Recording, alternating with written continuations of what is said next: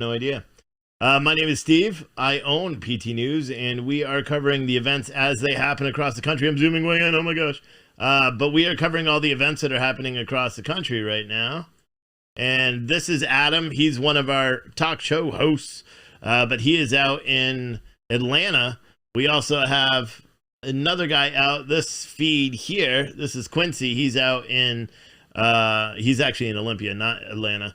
But so we're out seeing what's going on today. I am here running the ship from my house, getting it all out there and covering it.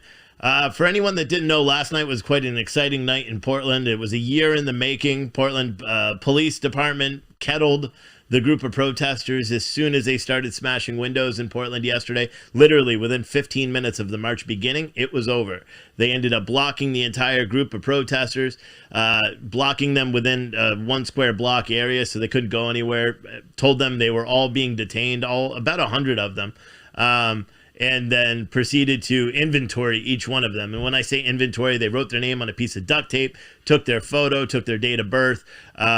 So now they have them all cataloged. You know, it's similar to what people use. I've learned it's similar to what they do for gangs and things like that in some cities, but it's also a tactic, and there's a name for it, and I forgot what it was, but I was talking to a veteran this morning, and he said they used to do that in Iraq because then they could trace the people back and forth. They used to fingerprint them and do all that right mobily, but he goes, that's a known tactic because then they could trace it and make it back. They know who everyone is. They essentially unmasked all of them, which is funny because that's the title to Andy Knows books, Antifa Unmasked. Now they've unmasked them.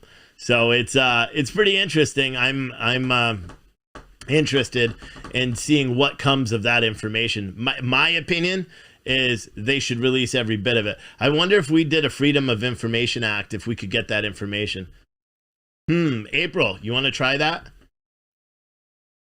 I don't know if you're in the chat. You want to do that, though? See if we could do a FOIA and try to get all their pictures? That would be awesome. Anyway, so that's one thing. The whiners whined and the crybabies cried last night. And speaking of crybabies and whiners, well, I'll show you guys later. It doesn't matter. But I was pretty happy about it. I was pretty happy. I think it was something that I wanted to see for quite some time. So I was very happy that it occurred. It was about time. I was very excited about it. But there's something that happened yesterday with an Antifa streamer named Carissa yesterday. So she got into it with an older gentleman. Apparently he was taking photos.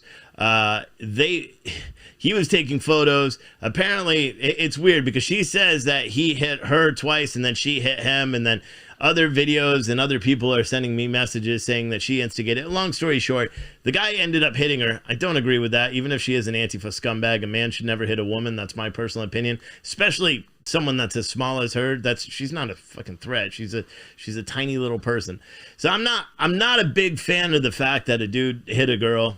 Antifa kind of hugs that line. Plus, you know, she's a terrorist, but whatever.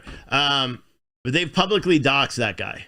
As of 22 minutes ago, they publicly doxed him. He's a Portland area business owner. I am almost 100% certain that his business will be attacked. They've publicly doxed him, identifying who he is.